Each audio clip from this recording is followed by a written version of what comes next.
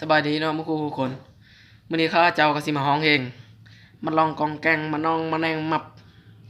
พอดีไปโรงเรียนมันเนาะเลิกเรียนก็ได้ยินหมู่ฮ้องหลายแห่งนี้มักแฮงซะส่งมักแฮงมาแฮงเด้แห่งนี้มาแห่งนี้มาแฮงเนาะแห่งนี้มาแฮงถ้าว่าเบิ่งคลิปนี้ก็จะลืมกดไลค์กดแชร์และกดติดตามช่องข้าเจ้าเลยเนาะเริ่มย่อขอโทษที่เขาไปเป็นมะเร็งกิงกองสารน้องกองแกงมาน้องมาแนงมาน้องปองแปงงองแง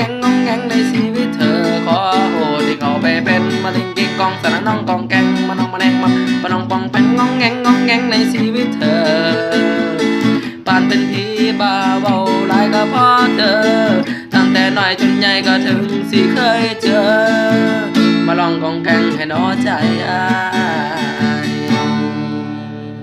จบแล้วเนาะข้อคอนเดียว